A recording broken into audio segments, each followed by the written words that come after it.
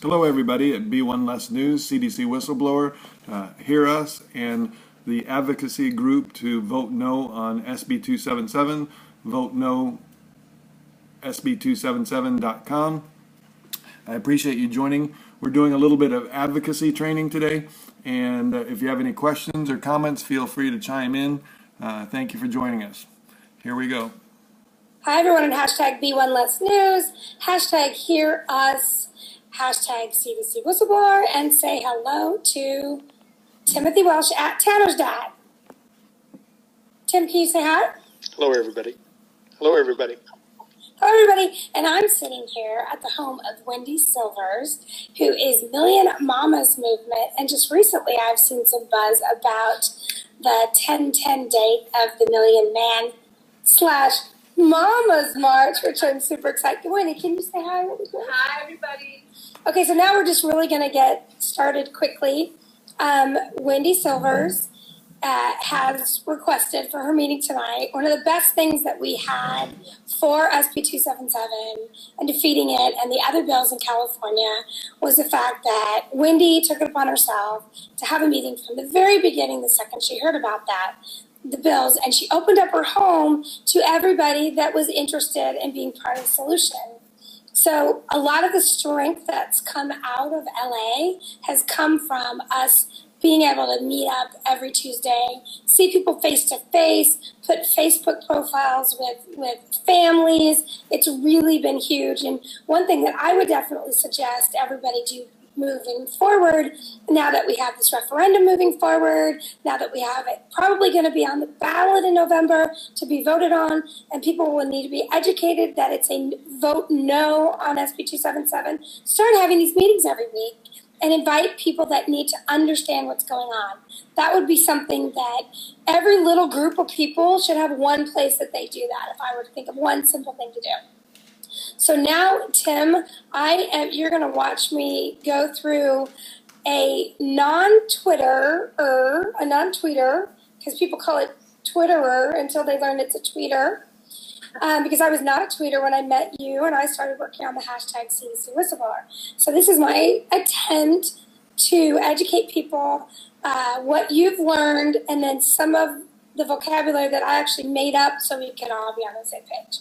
So this is an extension of Trends and Tips, which everyone can go to YouTube and just type in TAD Tips, TATIPS, and see 174 of these, all of which should be very helpful. So the first most important thing that I have always learned for people is that if you don't have a grasp of the same vocabulary, and you're not using the same words to mean the same things, you waste a ton of time. People are never on the same page.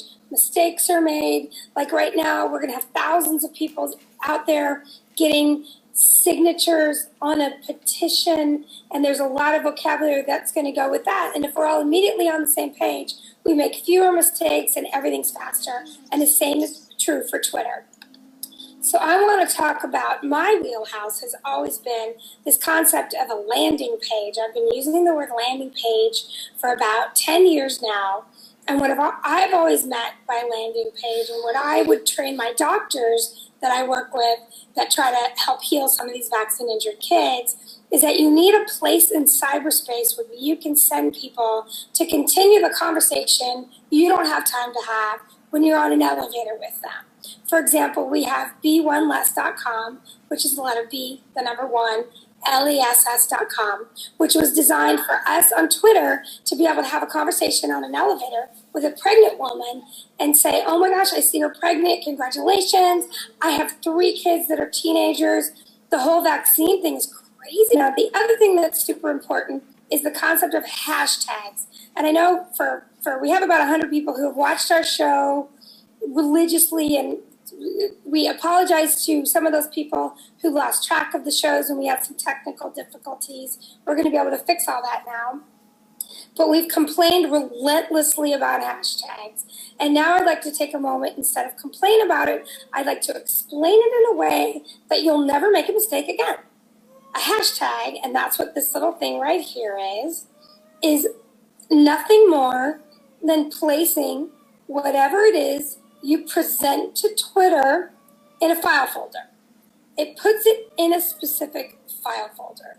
That's all a hashtag does. Now let me tell you about some of the features that go with putting something in a file folder.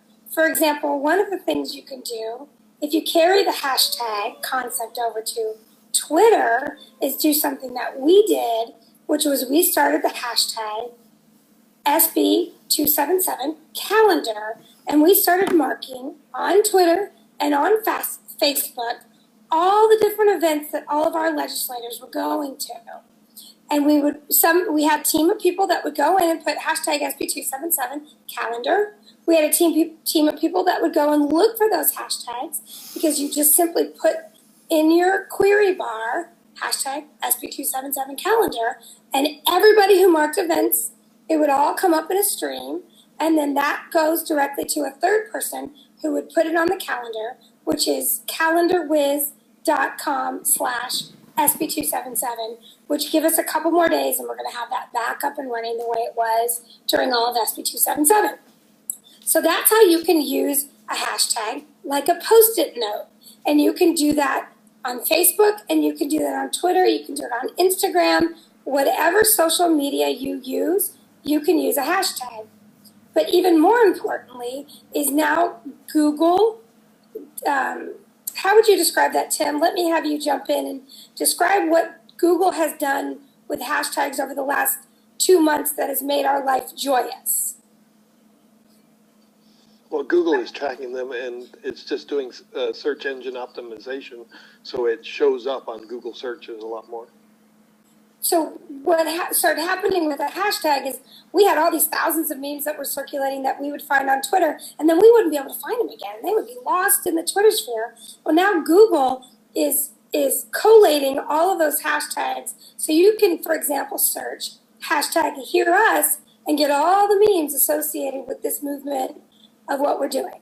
So the other thing that I'm going to talk to Michelle, who's at Vile News, because I didn't realize she didn't really understand this when I tried to explain the breadth of what Twitter was capable of.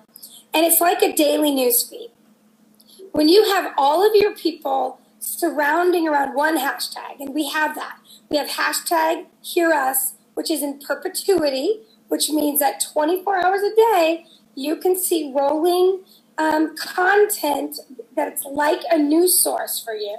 So what it becomes is your daily news. If you're involved in this project, the referendum for SB277, legal challenges, education, whatever floats your boat in the world of health freedom, the hashtag Hear Us is going to be your ability to, like, I always know what's going on faster than everybody else because I'm always monitoring the hashtag that we're trying to populate. So I always know exactly what's going on.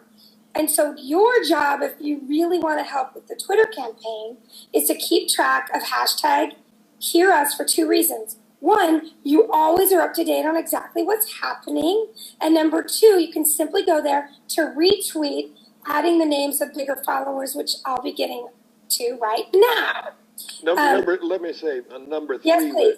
Number 3 would be the hashtag filters out the noise. One of the biggest complaints about Twitter is it's just a lot of noise, a lot of things going on. So once you start looking solely at your hashtag, all the rest of the garbage gets cut out of there. You know, we get a few spammers in there in between, but most of the garbage is gone. So then you're solely looking at the source that you want to see and populate that, and then other people will see it when they just kind of float in and float out. So what we do is build this solid stream that's there that goes out and educates everybody. And that particular role and that vocabulary it's our anchor. So you need to think of hashtag Hear Us as our anchor. It started with hashtag CDC whistleblower, and then we went to hashtag SB277 that we married to hashtag mine just for the purpose of what he's talking about, which was to filter hashtag SB277 married to hashtag mine in a way that we were able to filter to just what we wanted to retweet to our Jim Carreys, to our CNN News. So that's what the word marry means. Right now, we're taking our anchor, which is hashtag Hear Us, we are marrying it back to hashtag SB277, because as soon as we get the signatures for the referendum, then we're going to need to be able to educate people on hashtag SB277, which is exactly where everybody will be talking about what's going on with the referendum from both sides. So that's what married to hashtag means. It just filters it more. We're not really using hashtag mine right now because we no longer need it because we have hashtag hear us. So now the other one is a handle. Hey, who are you on Twitter? You can say, what's your handle on Twitter? And Wendy would say, I'm at Million Mamas at Wendy Silvers or at Wendy Silvers. At Wendy Silvers or at Million Mamas. Yes. So Tim is at TannersDad. One of our big tweeters is at CESDad. So that's what a handle is. So you can know the vernacular. So a tweet, can you explain, Tim, what is the ideal tweet? We taught people for months and months and months. There are 5 things to the ideal tweet. Can you go over those?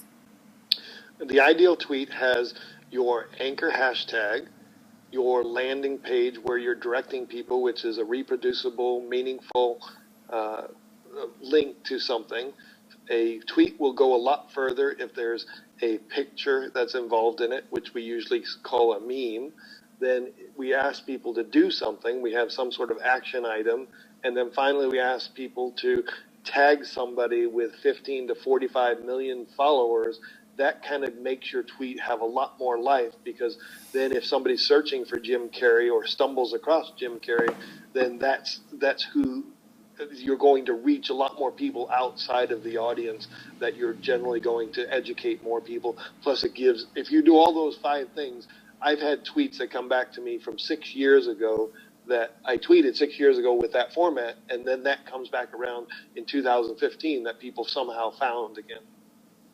Well, and the biggest thing with the tweet that I think people need to understand is, if you do these 5 things that Tim taught all of us how to do, it's got a life stream all of its own.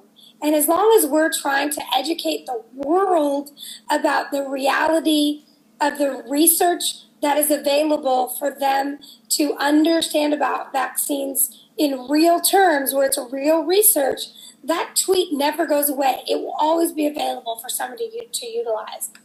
So the other thing that I really want people to understand was a huge part of the 2 billion impressions for CDC Whistleblower was that all of our memes that we found floating out on the Twitter sphere had something called the tinyurl.com. And the reason why the tiny URL was so valuable was because there was never anything that we were tweeting that didn't have the reference for what was ever said on the meme. So the people that would retweet and the people that were making memes were all very formulaic in their approach, that no one's going to ever be able to read anything in the CDC whistleblower hashtag. They can't go directly to the reference and read it for themselves. So the tinyurl.com, now there's about 4,000 tiny URLs. About half of them are currently available at b1less.com, the letter B, the number 1, less.com. Within a couple weeks, probably all 4,000 will be there. But it allowed for Twitter to become a tool for floating billboards that had the references embedded in them. They could never separate the visual stimulus from the reference. So you didn't have people coming back and saying, oh, what's this you're saying about DNA and autism? That's just such crap. Nobody believes that. They never did that because the reference was always embedded in the meme. So that was huge. And one of the other things that I would love for people to start doing in these campaigns and in their Facebook pages is create a tiny URL for even stuff within your own groups. Like right now, Awake has a thread that was initiated where they're talking about the pros and cons of the referendum because they wanted an open place to do that. And then somebody said, well, what about an initiative? Does it conflict? Does it this? Right. And they said, wow, we really need to talk about an initiative on a whole new post, but they need to be able to reference that new post at the point where they say, no, we're not going to talk about that here. Well, the way you can do that is initiate that new thread on Facebook with a photo. And then when you click on that photo, it gives you the URL at the top. You copy that URL, and then you make it a tiny URL, and then you put that so they can remember it. Like tinyurl.com/awake initiative convo or whatever is available. And then it's all going, so you don't get anybody lost within your Facebook groups. I managed a Facebook group of about 250 for about 9 months, and we had incredible success just keeping track of the information. And I'd love to see more of these groups utilize pictures that way.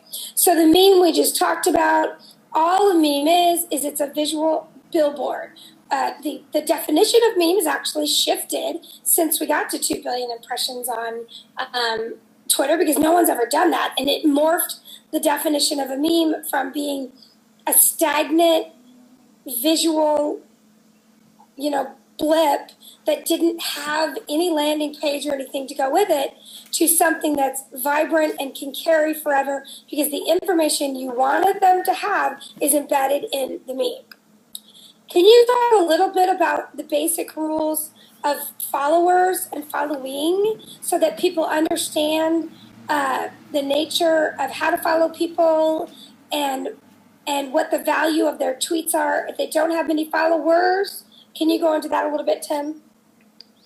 Well, basically, Twitter has changed the rules over the years of how many people you can follow, when you can follow, how often you can follow, and things like that.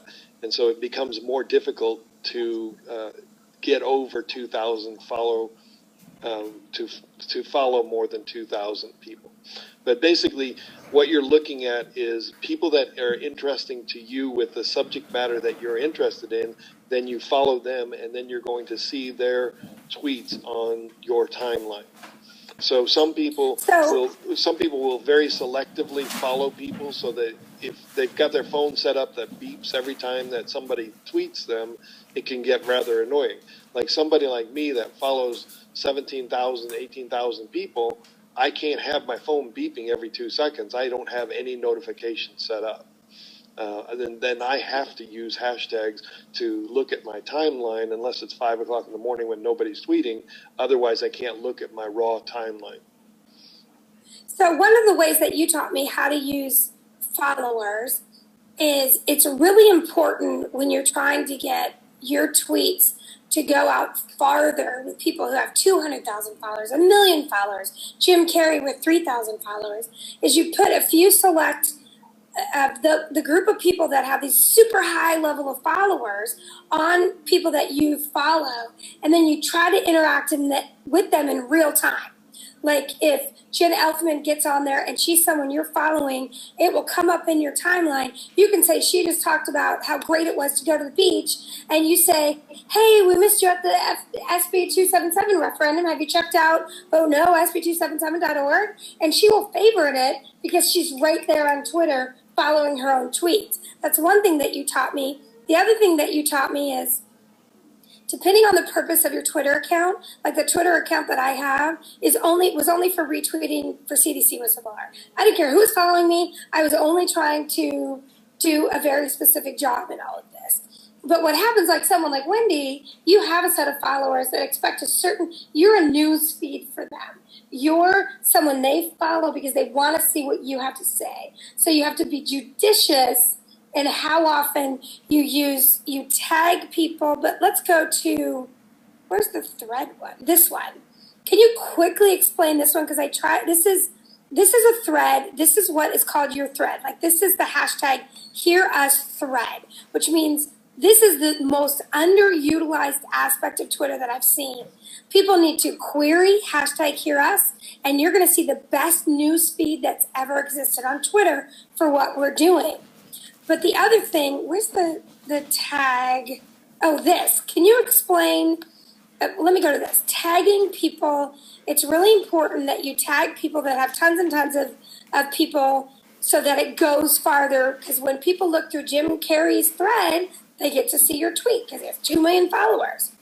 So the other time you want to add more hashtags is hashtags that have tons of traffic. Like Black Lives Matter, any of the thing associated with what you're working, like there's probably a Common Core hashtag, there's probably another referendum hashtag, and those you would want to tag to your tweet.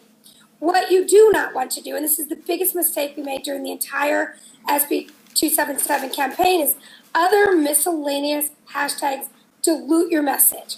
It doesn't mean don't ever throw a hashtag out there for a specific project, a specific thing that you think might get some mileage.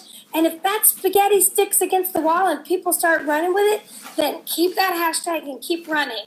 But most of the time, all of these miscellaneous hashtags that ended up out there just created a bunch of noise around whatever the anchor was. Because you've got to remember that hashtags are open source. Nobody owns a hashtag. Nobody gets to dominate a hashtag that doesn't have the followers to make that happen. Can you explain this one really quickly, Tim, the dot concept? Because this one really got confused with our tweeters. Basically, when you start off with, let's say, at TannersDad, if you start a tweet with at TannersDad, it's coming directly to me, and I'm going to be the person that sees it. So if you put a dot in front of at TannersDad at the very beginning, then all your followers see it. So it just is a way of expanding the depth of the message when you put it out there. People really overthought this and really made a bigger deal of this, and it actually kind of came about when Twitter first started. It was more of an issue. I don't even think it's worth even having a discussion at this point. Well, the only reason I wanted to discuss it is because we did TAD tips a long time ago, and it confused some people, so I wanted to straighten it out. The dot simply marks your people. So for someone like Wendy, who has a very specific thread, she would probably want to use the dot for one version of all the best tweets on hashtag Hear Us, and then all the other retweets that she's doing, she would leave the single dot out. All one dot does in front of the first ad is mark your people to receive it as well, and that's all that does. And the one way I use it is I can actually do two tweets with one tweet. So if I'm sending a message, let's say to Sam Champion, the weather guy, I'll send one at Sam Champion ... and send him the message. And then if I want my people to retweet that, I'll put out another tweet with a dot at Sam Champion, and then my people will actually use it and retweet it, and that way. So I actually get two tweets out of one message. Okay, and we're almost done here. So lots of confusion, and a lot of it came about, I think, because for CDC whistleblower, we were going purely for impressions, and the retweeting was a big part of that. But can you explain now the retweet and the quote? I will just say that when you quote someone and you're trying to have the visual be really impactful, it dilutes that because it makes it so small. But other than that, can you explain a retweet and a quote? A retweet and a quote are about basically the same thing. You're rewriting the tweet and sending out it again. The retweet button is the simplest way to do that, and it just does it by itself automatically. Quote is a little bit more complicated because then you have to add some information. With the newer iPhones and the newer versions, you can quote and then put it in, but then it kind of, you don't see the pictures. It just kind of takes their tweet and puts it into a URL. So I almost say the old cut and paste and rewrite a whole new tweet. And that's one of the things that everybody's afraid of, priority and protected source and everything else like that. Everything on Twitter is, you're allowed to do that. It's open source. Anything you see on Twitter, consider it open source. Use it in an article, just reference that you got it from Twitter, and you're off to the races. So that's pretty much everything that I wanted to say about Twitter trends and tips. But the last thing I would like to say is every single person who's wanting to help SB 277 go away needs to get on Twitter. The people who ended up tweeting for the CDC whistleblower campaign have never had so much fun in their life. It connects everybody in real time. It gives you something to do when you're standing in line at the supermarket. You're just going retweet, retweet, retweet. One of the most important things that people could do at this point is either go to at CES Day at TannersDad or at HealthyOwn, OWN, on your phone. Scroll to the bottom of all their photos and start retweeting, adding hashtag Hear Us. I have to tell my water cooler story, though. Please. You don't rush up to people at the water cooler and say, don't vaccinate, don't vaccinate, don't vaccinate.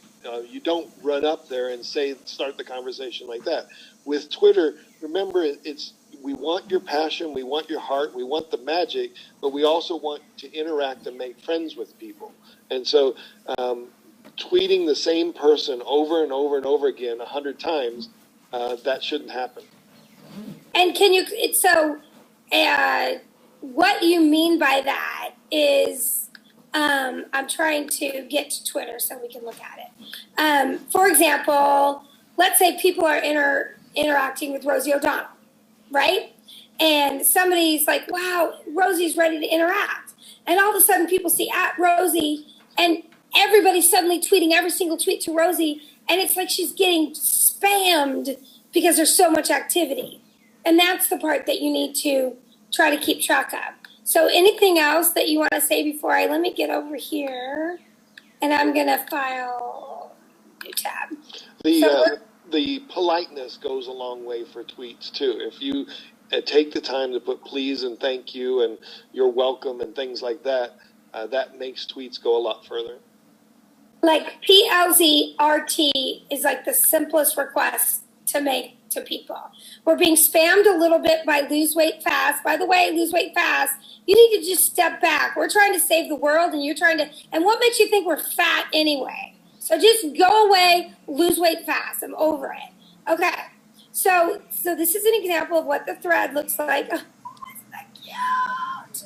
Okay, so this is some of the thread, and we've discovered that this vote no, SB 277, just goes directly to the referendum page on how to volunteer, which is so this is the landing page we want for people who are asking about the referendum. You can just send them to Twitter to hashtag Hear Us and vote no, SB277.org. It goes directly there. There's tons of great, I'm over you. We're gonna, it's not good. Yeah, but that's the best compliment in the world. If you have a hashtag that someone thinks they can sell stuff on, then that means they're doing really well. I am just quickly going to go to Candace Sestave. She's one of our team for TAD Tips. And I'm going to go over to her photos page like I asked for you to do. And I'm going to just start showing you how beautiful her thread is, just chock full of visuals that you can tweet. This is all referendum stuff, it looks like. So she's obviously resonating with the referendum stuff, and she's tweeting that stuff out. So you can just go to her page and say, I really like one that's so pretty, and I'm just going to retweet that one because I don't want to make it smaller. But that's just going to go to my people. So she's just chock full of stuff to retweet. Anything else, Tim, before we close up and say, see you on Twitter? No, I just come on out and follow me. And if you have any questions, if you're following me, I'll follow you and we'll direct message and I'll help you through it. And Tim is kind of our representative for the folks who do the TAD Tip stuff. So he's the one to get a hold of at TannersDad. We love you and we wish you health, and may we all work together to save the world. See you on Twitter. Thank you for joining me. If you have any questions, I'm going to try to hang with a little bit more often. Trying to see if anybody's made any comments. It looks like I got about 3 viewers that have stuck with it. Hopefully this is of value to you. I'm new to hang with, so I'm not sure what the uptake is, but I appreciate you taking a peek at it. You can reach me at TannersDad on Twitter, Timothy Welsh, Catlin, Illinois on Facebook, and anytime you want to talk about anything as far as social media, our favorite link site is beoneless.com, is our landing page, and right now we're working on a Hear Us hashtag and vote no SB277. You can use .com or .org. Again, that's vote no SB 277. That's the repeal referendum that we're working on, gathering signatures now to delay the SB 277 law going into effect and then actually do away with it. So thank you. Have a great day. Talk to you later.